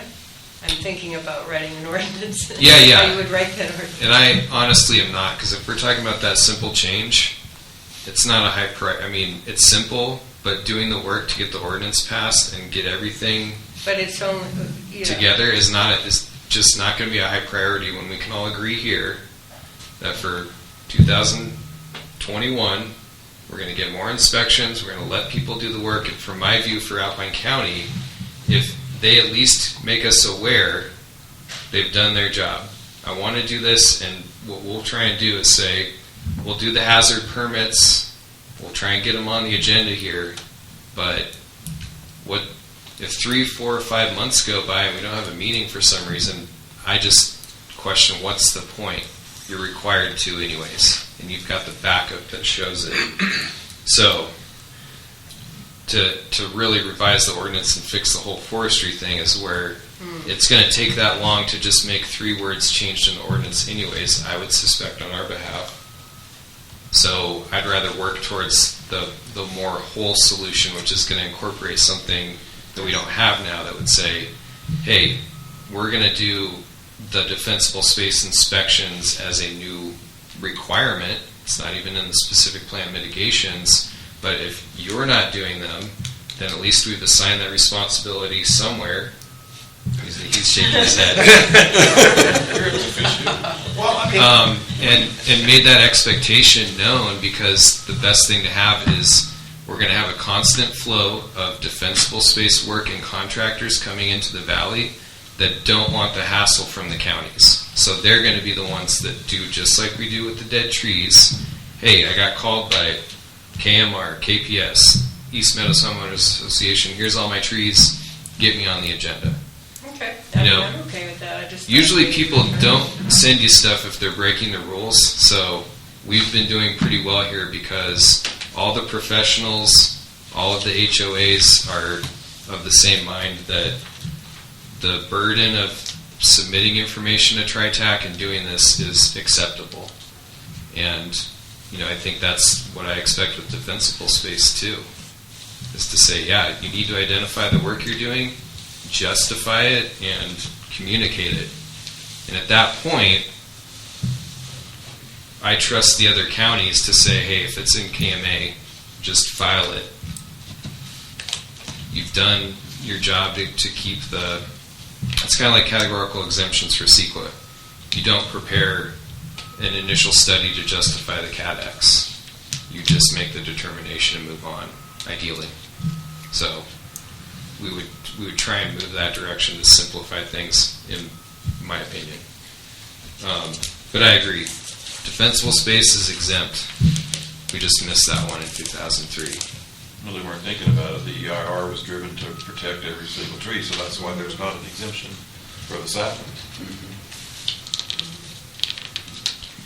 And yeah, I think, to get someone like Steve's time, what we should be looking for is the opportunities, whether it's through CAL FIRE funding, to say we need to write the better plan, we need we need to do a education session with the HOA and the people doing the work to talk about the future forest, because that's the one I keep thinking that's high priority now.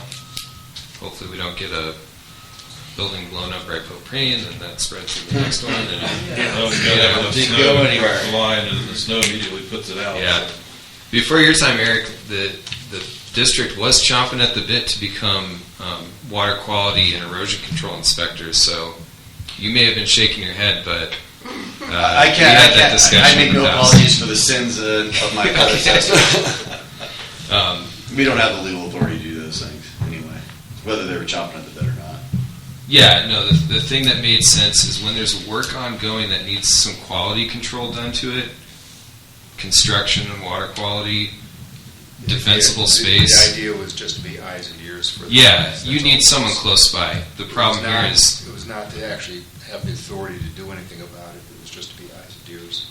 Because at the time, some bad things were happening and nobody else was being the eyes and ears. There's one thing that Kirkwood does not lack, and I've learned in my 3 years here. Neighbors will tattle on their neighbors if they're doing something wrong. The grapevine and the tattling in this community keeps everybody in line. There are no really bad actors. Everybody generally knows that they're not going to get away with anything because someone's going to rat them out. Yeah. Even driving, everybody here more or less plays by the rules. There might be less than 5 people that don't, but everybody else is pretty darn good. I agree. And when it's this small, it's mostly self-policing. So if there is something bad happening, I think what often happens is it's self-policed and we're not aware of it at the county level. I can think of quite a few instances that's been self-correcting without having to involve you. Absolutely. We were often copied, but by the time we met, it was right. One way or another. Yes, so. I did keep you in the loop if I could. Okay, we want to wrap up that agenda item, and I feel like the discussion was fruitful at the very least. We know that often our work gets backlogged up here, so I just again say, if we have that picture of what these guidelines are for defensible space, Kirkwood specific, we will collate those things from Alpine, and that's what we can discuss at a future meeting. Because that's what I'd like to have as a resource to say, here you go, HOA or CAL FIRE, the first draft. We can refine this and move forward. We could probably also come back with some direction on when the ordinance could be revised. A simple change is actually simple. We want to coordinate that so it's all done consistently across the counties. Like I said, just have the realistic expectation that that's not high priority ordinance work for the county right now. So that's one that we want to make sure is very well supported before we take it forward, and I think we got that sense today. All right, we will move on to item 2, and that's an update on the Kirkwood Station project pre-application. This is going to take 30 Thank you. seconds. Thank you. If you guys want to stay. Nice to meet you. We're out of here. Okay. A new project to inspect in El Dorado County. Thanks for coming, Tom. Yeah. A project in El Dorado County. This my chief as well, right? Either way, it was years ago. Always have this thing on. Okay. Just opposite the gym. Just to introduce you, John. Yeah. Rick's still in this meeting, right?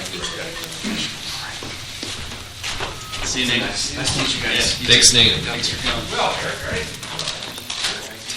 So this agenda item, I just wanted to get it on the agenda. All this is A statement from me to let everyone know that the El Dorado County Board of Supervisors will be having a pre-application hearing on the Kirkwood Station project, which is a project proposed just north of 88, on February 25th, no earlier than 2 p.m. So it's a time certain item at 2, which means it can be heard before 2. So that will be in Placerville at our board chambers. And I'd encourage anyone and everyone that's interested in that project to attend. And that's all I'm going to say about that one. Now you have to ask your question. So since we met, you've also had TAC meetings and planning commission on it? Not planning commission. Okay. Just because this is a board policy hearing. Oh, okay. You're not. For a new specific plan. Yeah. And so we did have a TAC meeting with responsible departments in the county. And I'm trying to think if outside agencies attended. We noticed lots of outside agencies. Eric sent me a comment. It was mostly in county, environmental management, DOT, those kind of agencies, or those kind of departments in the county attended the TAC meeting. We gave feedback to the applicant. Okay. The heavy comments are on our traffic related. Which we've talked about here. We had a little hearing here at Tri Tac, months ago with the applicant, which was great, I thought. And, the comments from our departments were very in line with issues that were raised here. And so the agenda for this item will be posted probably on the Wednesday before the meeting. And everything's publicly posted on our website. I'd encourage you to take a look at the staff report that we wrote. We'll be giving a PowerPoint presentation, and the applicant will be there to answer questions, and I expect our board, hopefully at least District 5 representative Sue Novosel, to engage the applicant and give them, a sense of where they can head in this process of uncertainty and issues. And I hope we get some participation from local residents too, because that's really where most folks, don't come to Kirkwood very often and don't have a lot of skin in the game up here and frankly, aren't that interested. But some of our board members, I think, will really like what they see because they're very interested in additional TOT and sales tax and, projects like this provide those things. What date was the meeting again? It's on February 25th, which is our board meets on Tuesdays, and it's no earlier than 2 p.m. Hopefully it's right at 2. So that is in El Dorado County? Placerville. No, the station project is north That of project Highway. So where's the Alberta line? Aren't we in Alpine County right now? You are. I'm not.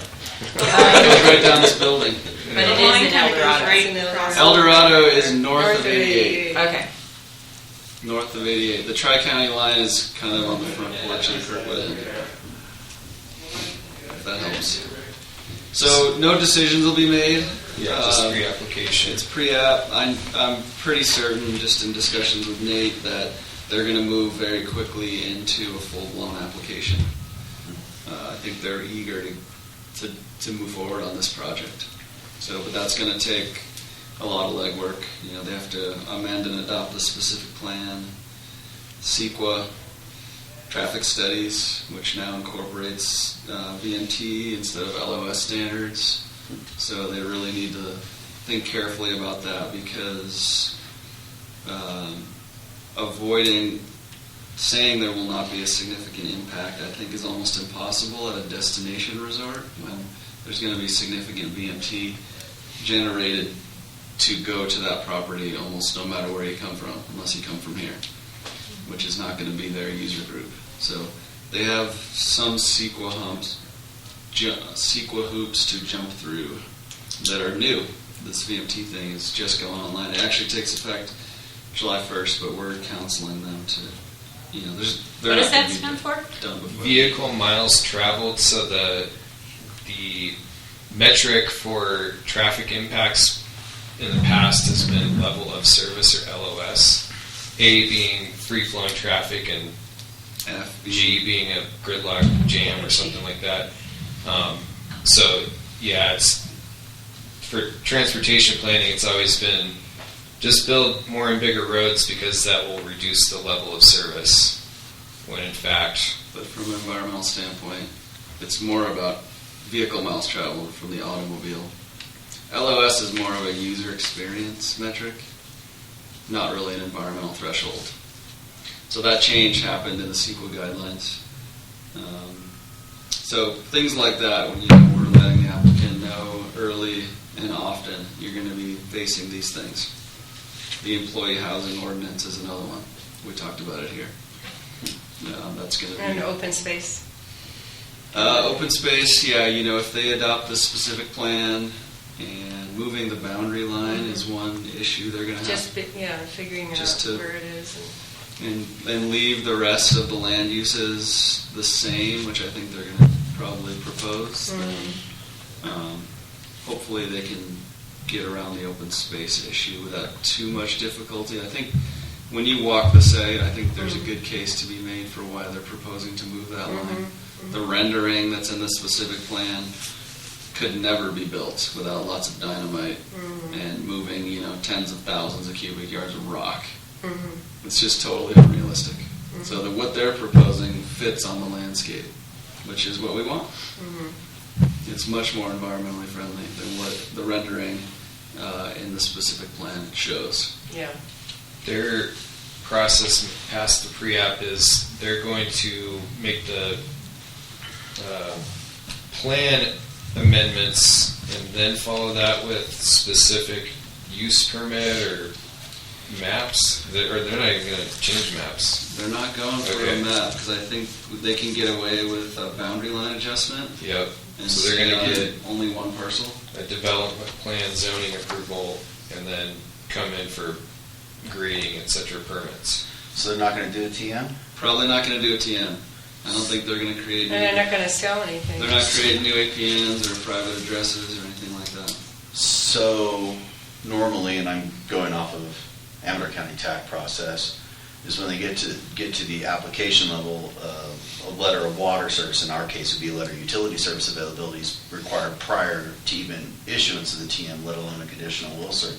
Where is that going to fit into the process? Because at some point you're going to need that for me, and if there's no map with conditions, then I'm going to have to make my conditional will serve more thorough than they're going to have to get some, maybe a CUP. They're going to have to adopt a specific plan. There's going to have to be some sort of development agreement, maybe done through a conditional use permit with the county, and we can condition them to get that letter and authorization from you.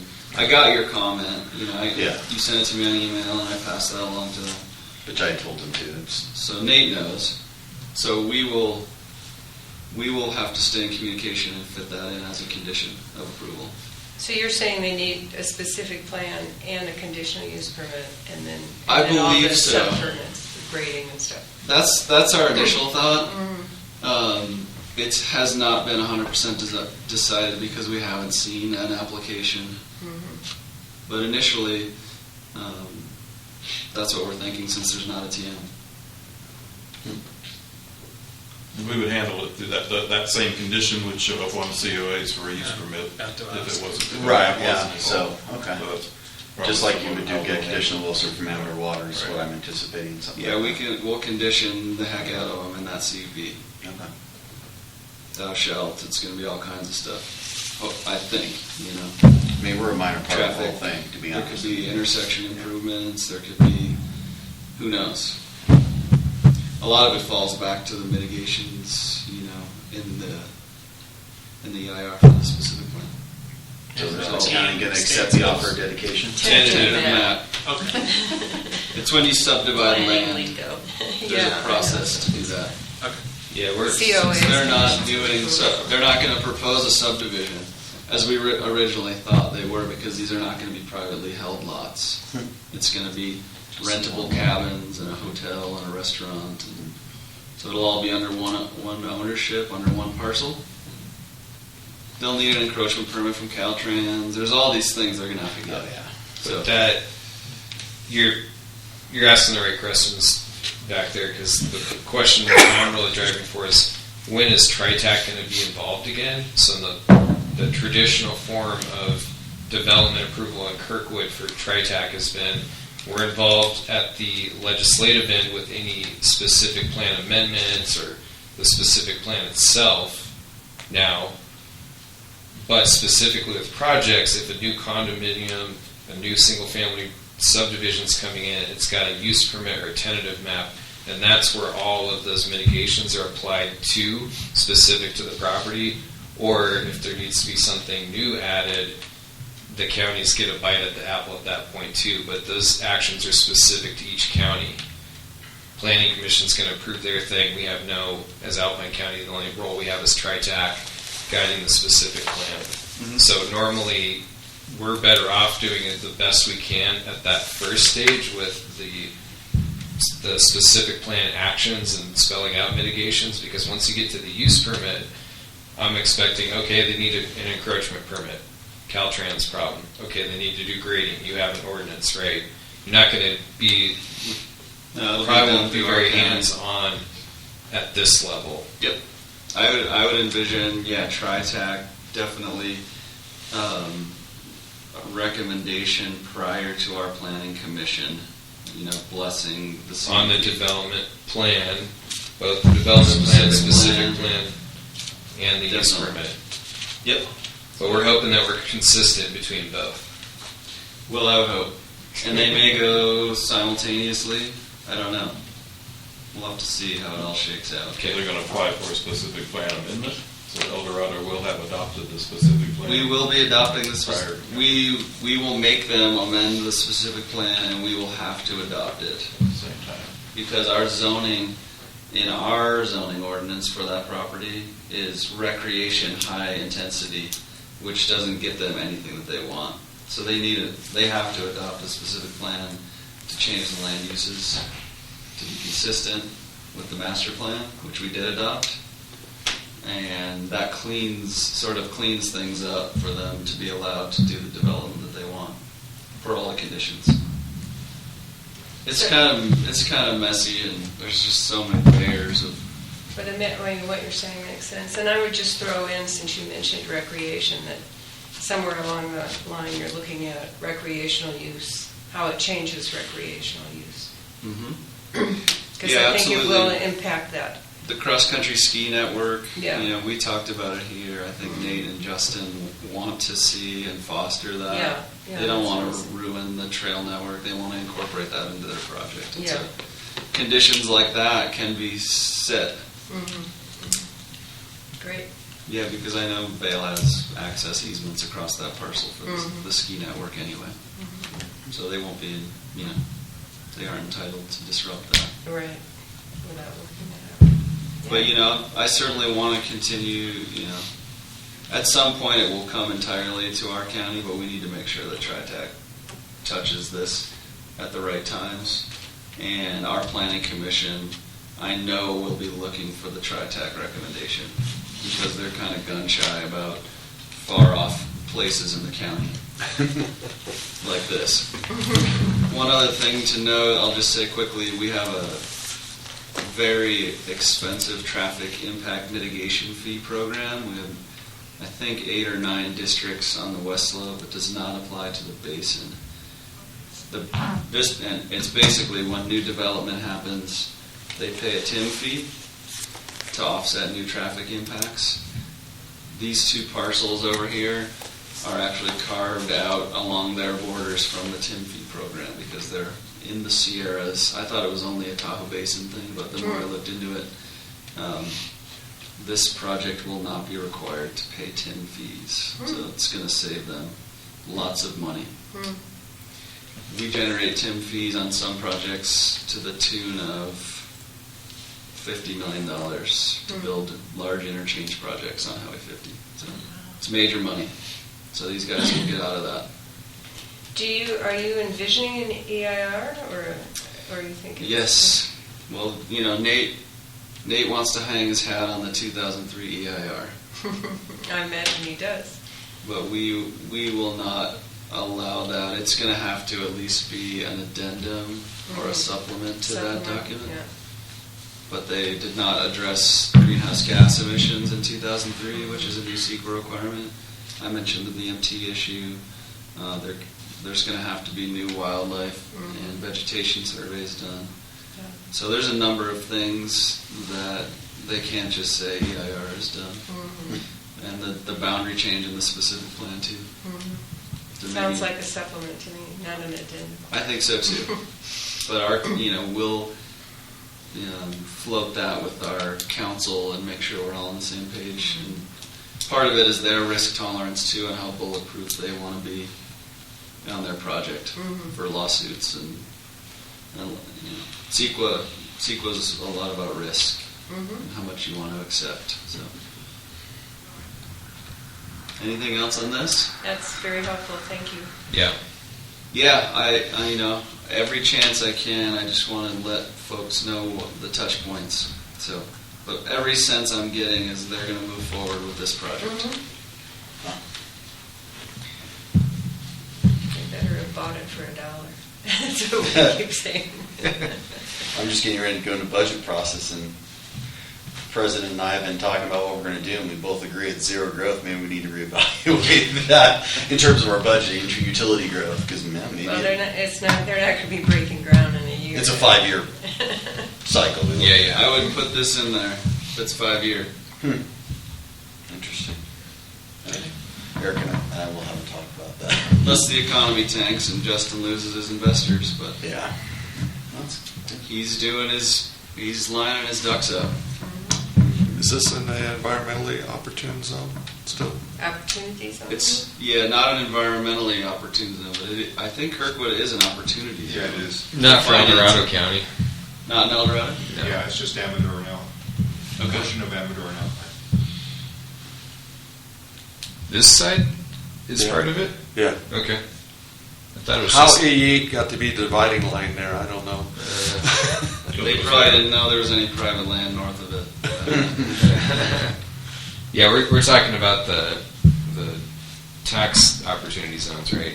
Yeah. I think that's what he meant. Yes. Yeah. Has Um, anybody come in with an opportunity zone project? I had a call yesterday. No, but I think there is things that can be done in the zone short of the development, like traditional building infrastructure. So there's just interest in any place that has the designation, because if you can invest money in some form or fashion, then you can take advantage of the opportunity zone. So. That's what you need, Eric, is somebody interested in investing in infrastructure just so they get a tax break. This goes to the employee housing ordinance. This is the call I got yesterday. Someone's been talking to Vail about Oh, yeah. developing a new employee housing in the enterprise zone. We'll It's only a capital gain benefit, not. we'll adjourn, and I can Oh, yeah. give a quick intro on that. So we're adjourned. We'll have the regular meeting, if necessary, if business permits, March 2nd Friday, Let me check the date. The 13th. 13th. Thank Awesome. We just said it was our board Yeah, meeting. Um, Easy for us. That was always right out here. Yeah, so where that may have come from is there was like a Central Sierra economic meeting, and Terry Woodrow attended it. She met somebody on the side of employer housing Okay. who may have been your contact. Yeah. And when they called us, the shocking thing, although in their context not so shocking, but for ours it would be, is, yeah, we do it all with the employer market rate, no deed restriction, no government money. Oh, which employers you're working with? Oh, big health companies that have 10,000 employees. All right, I kind of see how that might work out. But he didn't sound daunted. We said, hey, You didn't sound daunted when I gave Yeah. you the harsh realities of being up here either. So. yeah. So we'll see. If we get more traction there, what I pictured was, yeah, we can come to a venue like Tri Tac and talk about. Maybe they're uncomfortable because it'd be too specific to a project, but to say the developers are the ones that know the financing side of this. Know if he's not into subsidy, that's fine, but really talking about the bottom line of the housing without getting into. Right. Brendan needs people at his new project, and you have the same needs that you've always had. just for that one focused aspect. So we'll see. Yeah. There's an article on the Kirkwood development in the Tahoe Daily Tribune if anyone would like to read it online today. Oh, great. There's comments showing up at the bottom of the article. Interesting comments by your tone.